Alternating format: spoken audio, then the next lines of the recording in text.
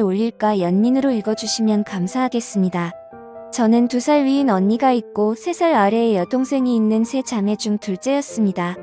언니한테 치이고 막내한테 치인다는 그 둘째 어린 시절을 떠올린다면 언니만 예쁘게 보는 아빠와 동생만 예쁘게 보는 엄마만 기억납니다.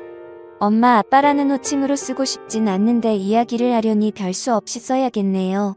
유독 언니와 동생만 끼고 도는 부모님 때문에 전 집안에서 왕따였습니다. 학교에서는 친구들도 많고 선생님께 꽤나 예쁨도 받았는데 유독 집안에선 왕따였죠. 자기만 아는 언니가 좋을 리 만무했죠. 맞는 걸 먹어도 제 몫까지 다 뺏어가는 언니를 엄마는 별말 안 하셨어요. 아빠는 오히려 잘 먹는 게 좋다며 언니를 예쁘게만 했고요. 제가 어릴 때 기억입니다. 한 번은 언니가 당연하게 제 몫을 먹는다는 게 너무 분하고 억울하고 왜 그랬는지 모르겠어요.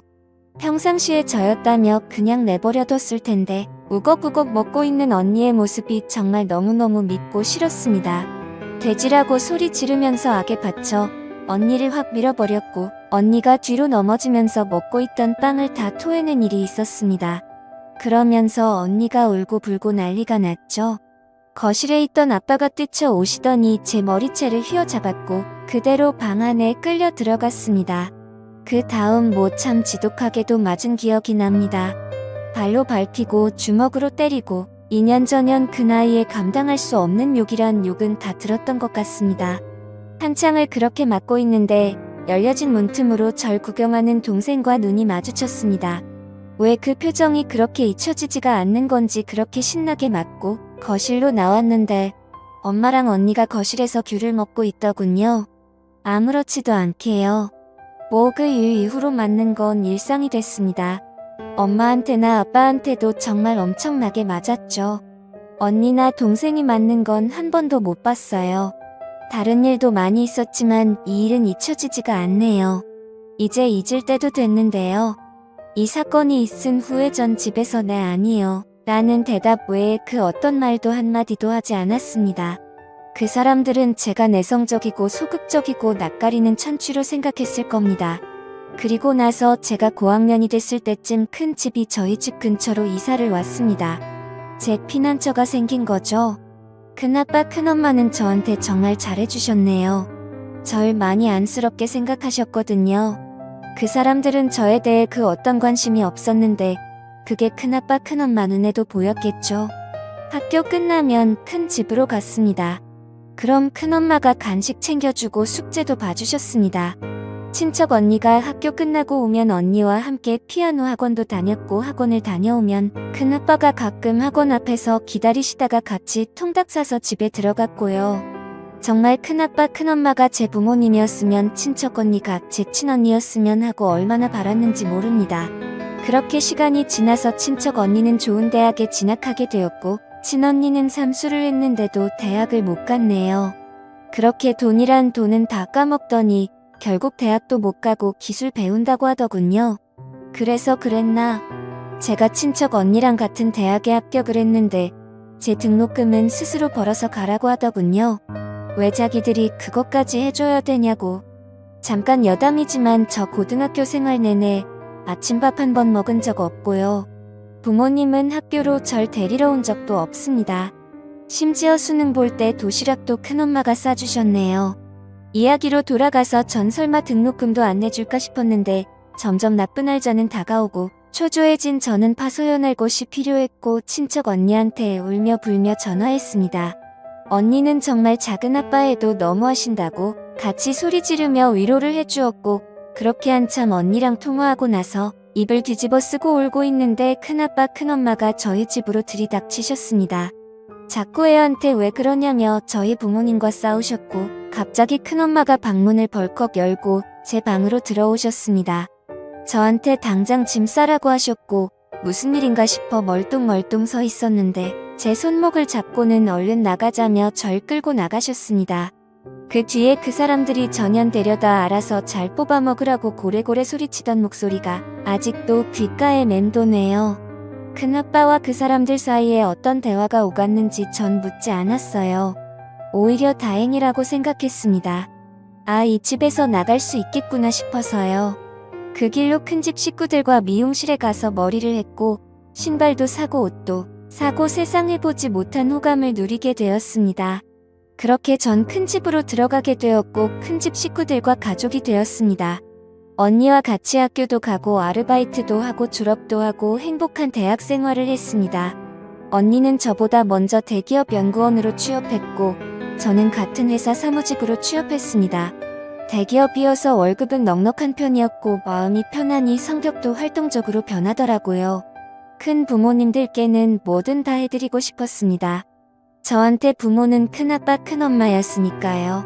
등록금도 용돈도 모두 큰아빠 큰엄마가 주셨으니 갚아야 하는 건 당연하다고 생각했습니다. 물론 당연히 안 받으시길래 매달 꼬박꼬박 큰아빠 계좌에 50만원 큰엄마 계좌에 50만원씩 보내드렸습니다.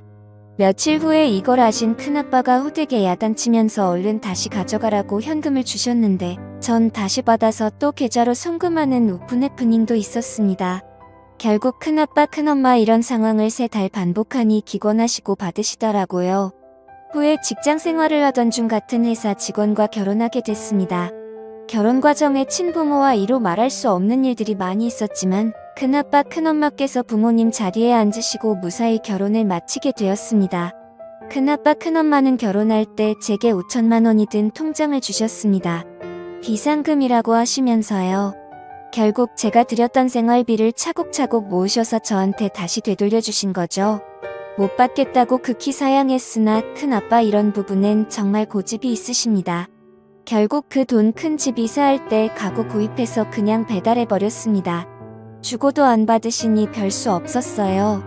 정말 다행히 너무 좋은 시부모님 그리고 남편 그리고 친부모님이라 생각하는 큰아빠 큰엄마 친언니라고 믿고 따르는 친척 언니까지 그렇게 행복한 나날만 보내고 있었는데 이 글을 쓰게 된 중요한 일이 생겼습니다. 얼마 전 낯선 번호로 문자가 왔습니다. 네 언니 결혼한다. 집으로 와라. 그 사람한테 온 문자였습니다. 번호도 몰랐는데 뭐지? 싶었고 전 분명 그 집딸이 아니었기에 무시해버렸습니다. 남편한테 얘기를 했어요. 남편이 얘기를 듣더니 저에게 할 말이 있다고 하더군요. 저 몰래 부모님을 결혼 전부터 만나고 있었답니다. 알고 있었답니다. 왜 저를 그렇게 미워하는지 되돌려주고 싶었답니다. 친부모님한테로요. 그래도 부모님인데 다시 잘 지내야 하지 않겠냐고요. 남편에게 소름이 끼쳤습니다. 내가 그렇게까지 싫다는데 역겹고 생각만 해도 토가 나올 정도로 싶다는데 내가 필요 없는 사람들이라는데 날 다독이며 이해한다고 합니다. 하지만 받아들이고 그들의 이야기를 들어봐야 한다고 말하는 남편이 갑자기 싫어졌습니다. 그 사람들이 너무 싫습니다. 부모님이라고 부르고 싶지도 연락도 하고 싶지 않습니다. 돈 드는 멍청한 아이라고 그렇게 구박하던 제게 연락 오는 게 너무 더럽게 느껴졌습니다. 제 언니, 전 언니 없어요. 친척 언니 말고는 그렇게 결혼한다는 것도 돈 때문에 연락하는 것 같아서 너무 싫었습니다. 근데요. 문제는 남편도 갑자기 역겹고 싫어집니다. 남편을 이해하려 해도 저 몰래 제가 죽도록 싫어하는 그 사람들 집에 가서 밥 먹고 용돈 보내고 하하호호 웃으면서 대화했을 남편을 떠올리면 갑자기 토할 것 같습니다. 정말 너무 싫다고 정말 죽여버리고 싶은 사람들이라고 그렇게 말했는데 그 사람들한테 웃으면서 같이 밥 먹고 TV 보고 그런 걸 생각하니 정말 미칠 것 같았습니다. 누군가 제 이야기를 들어주었으면 좋겠다는 생각이 들었습니다. 당장 생각나는 사람은 친척 언니뿐이었지만 임신 중인 중요한 시기라 언니에게는 아무 말도 할 수가 없었습니다. 그 이후 전 많이 예민해졌고 그 사람들과 남편이 한패인 것 같은 남편에게 이를 말할 수 없는 불신이 생겼습니다. 이런 상황이 제가 대체 어떻게 해야 할지 모르겠습니다. 어렵게 얻은 행복 그리고 절 믿어주고 아껴주셨던 큰 부모님들 생각에 마음을 다잡아보려 노력을 해도 어릴 적 트라우마가 떠올라 절 힘들게 합니다. 남편에 대한 제 불신은 어디서부터 손을 대야 할지 어떻게 풀어야 할지 막막합니다. 사실 남편은 이성적이고 전 지극히 감정적으로 대처한 것일지도 모릅니다. 남편에게 그 이야기를 들었을 땐 정말 어떻게 해야 할지 몰랐습니다. 저희 친부모님께 같이 가서 인사드리자고 하자마자 주체할 수 없는 분노가 쏟아져 나오더라고요. 소리를 지르며 손에 잡히는 주변 물건들을 집어던졌고 오열했습니다. 남편은 너무 놀라 아무 말도 못하고 제가 멈추지 않으니 절 가만히 안고만 있었습니다. 그 뒤로 남편은 제 눈치만 보고 있고 전 그냥 하염없이 멍하게만 지내고 있습니다. 주변 지인들은 정신과나 가정의학과 상담을 받아보라고 합니다. 제 자신을 생각해서요. 진심으로 절 위로해주는 말들에 고마웠지만 전 상처를 다시 건드리는 것 같아 상담을 받고 싶지 않습니다. 저는 어릴 때 기억을 그러니까 20살 전의 기억을 다 도려내고 싶습니다. 글을 쓰며 떠올린 그 시절의 기억들이 너무나 아파옵니다. 제가 왜 이렇게 됐는지 왜 이런 고통을 겪어야 하는지 하염없이 슬퍼지네요. 긴 글 읽어주셔서 감사합니다. 흔히 있을 수 있는 이야기는 아니지만 이 글을 듣게 되신다면 제게 조언을 부탁드리겠습니다. 영상 끝까지 시청해주셔서 감사합니다. 여러분의 생각은 어떠신지 댓글 남겨주세요. 재밌게 시청하셨다면 구독과 알림 설정 부탁드립니다.